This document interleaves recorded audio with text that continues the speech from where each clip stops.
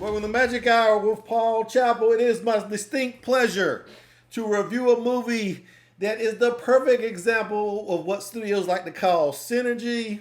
And to explain that, let me just tell you a little story about this director named Steven Spielberg. When he was a young man, he had just directed this movie called Jaws. You might have heard of it. He wanted to direct a James Bond film. That was his lifelong obsession. And he found out in short order that only British directors were allowed to direct James Bond movies. So he was kind of depressed, but he told his friend. His friend name was this guy named George Lucas. George Lucas told him, I got something better than James Bond. His name is Indiana Smith, which of course they later changed to Indiana Jones.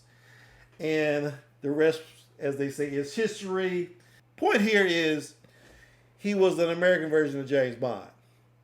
Okay, skip ahead a few years.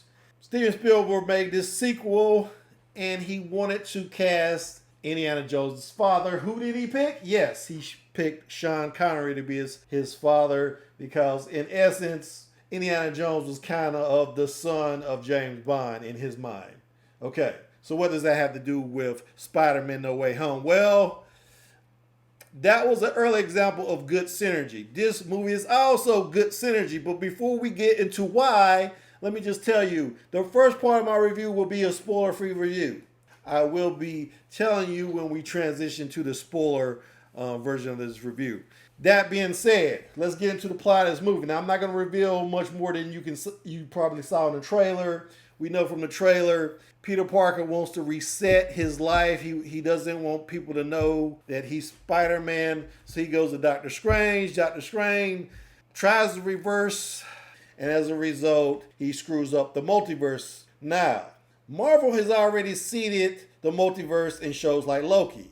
So there wasn't too much setup going into this movie, which is a good thing. Because there's this thing called suspension of disbelief in movies like this. Now, I say that knowing that this is a movie about a kid who has Spider-Man powers. So, that's taken as a given. But do the ends justify the means? I have to say yes and hell yes. This movie turns out is just a live-action version of Spider-Man Into the Spider-Verse. And now that was a very successful film, but this film is even better. Why? Well, I won't get into that until we go to the spoiler part of this review. Let's move on. How was the action? The action was pretty good, pretty standard fare for a Spider-Man movie. I will say that almost every scene was CGI, and if I had any complaints, and I'm not going to have many complaints for this movie, if I have any complaints, though, let me just say that the CGI just took me out of it a little bit. You could tell in so many shots that this was not a real man in a Spider-Man suit. This was actually just a computer-generated image. I thought at this point we would have gotten better with this technology, but apparently not. And like I said, at a certain point, I thought the theater I was sitting in was CGI. There was so much CGI in this movie. And yet, when I watched the credits for the movie was filmed in Quebec and Atlanta, or maybe they just did some soundtrack or something in the Quebec. But Australia, it had all these different locations. So I'm not sure how much really it was CGI, but it seemed like just about, I would say 95%. You probably wonder how many cameos are in this movie. How many, we know from the trailer. We were going to have Alfred Molina as Doc Ock. We know that for a certainty. We know we're going to get Green Goblin again. We knew we were going to get Jamie Foxx as Electro. So all that is a given if you've seen the trailers.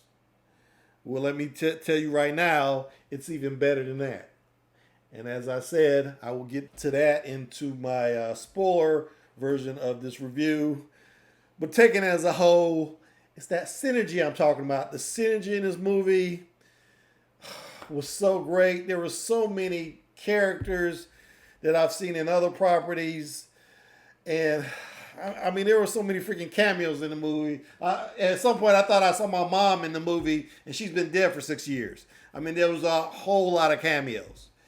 I mean, I know we've kind of used to this. We're taking it for granted with some of the Avenger movies and even in that at least one Captain America movie, Captain America Civil War. But this even went a little bit further because you got elements of actual different franchises in the Spider-Man universe being put in this movie.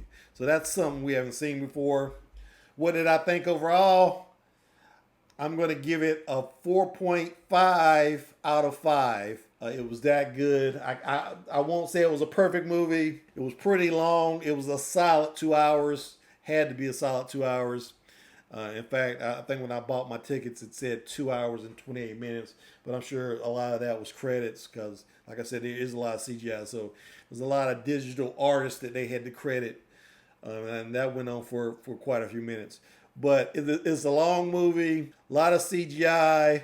The action was pretty good, but not, it wasn't the best I've seen in a Spider-Man movie, but it was close to the top, I would say. This movie is more about relationships and nostalgia and things like that. So if you're just expecting a pure action movie, you're not going to get that. At this point, I'm going to say, if you haven't seen the movie already, you don't want to be spoiled. This is your spoiler warning right now. We're going to get into the meat of this film. And I'm going to start with the cameos. Who was in this film? Was it everybody we thought? Yes. In fact, this is one of the only times that one of my predictions about a movie has been right. Because I did some other videos about this movie saying that Charlie Cox was going to return as Daredevil. He was in the movie. In fact, I would say he was probably the only superhero or villain character in the movie that was just in one scene. So his appearance in the movie was really a true cameo. Everybody else actually were characters in the movie. So technically they're not cameos. But okay, Charlie Cox is Matthew Murdock, a.k.a. Daredevil. Yes, he was in the film. Doctor Strange and Wong, we saw that in the trailer. They're both in the film. Especially Doctor Strange, he might as well be second build in this film. Now, this is the question that we've been waiting for, and we've kind of gotten hints that it may or may not be true. And let me just go ahead and say it. Yes, Tobey Maguire was in the film. Andrew Garfield was in the film. That's right. All three Spider-Mans. Remember the little meme with the Spider-Mans pointing at each other? They kind of do that in this movie. It was kind of funny. So, yes, William Dafoe as Green Goblin. We wasn't sure. Yes, he is in the film. Alfred Molina, of course. Dr. Octopus. Jamie Foxx. Electro. Tommy, this is one that even blew me away. Thomas Hayden Church, who played Sandman, was in the movie. Yes, that's right. Thomas Hayden Church. Even that guy. Even the guy they got to play the Lizard was in the movie for a few seconds. But yes, so, my God. Has this ever happened? It got me to thinking about DC Comics and their cinematic universe. This is the one reason why DC will never catch Marvel. And if they do anything like this, let's say they made a movie about a multiverse where they brought all the Batmans together, and that's a lot of Batmans. I mean, come on, let's count them off. Michael Keaton, Val Kilmer, George Clooney, Christian Bale, Ben Affleck, and who's the other? Robert Pattinson. Which, strangely enough, I saw a trailer for before this movie started, and that looks pretty good. I'm gonna be doing that movie too, but. There's so many Batmans. I'm almost going to run out of fingers in a few years. Okay? This is why Marvel wins. Because they will never be able to do what Marvel did in this movie without being told that they are copying Marvel. And that is, they made relevant all those other Spider-Man franchises. And it was very interesting, the differences between the universes. And there was at least one disturbing thing. One of the problems I had with the movie is that I realized there's no Oscorp in Tom Holland's Spider-Man universe. And I was kind of taken aback by that because first thing that happens with Green Goblin is that he tries to go home, and of course there's someone else living where he used to live. It might even be Kate Bishop's parents, because I've been watching Hawkeye, the television series, and they're staying in a penthouse that looks suspiciously like the one in the other Spider-Man movies. Osborn was living, so I'm not sure. I have to go check that. Be interesting to do a deep dive on that. Here's another criticism of this movie. Some of those scenes involving the other Peter Parkers got a little bit hokey at times. It's like, okay, we get it. You guys are all together and it's wonderful. We get it. Let's move on. They had this scene, this like not even a reunion scene because they never met each other, but they had this scene where they all meeting together, and it just went on and on and on and on. Oh, and of course they had the little scene where they realized that Tobey Maguire doesn't actually have to have the wrist gauntlets to shoot his spider web. It actually comes out of his body. And then there's another scene which I actually kind of like where Tom Holland tells them, I'm a member of the Avengers. And they're like, yay! Everybody's like, yay, good for you. They're like, what's the Avengers? I love that. There was a lot of good moments like that. But yeah, I thought for a lot of reasons it works, but for a lot of reasons it's hokey at the same time.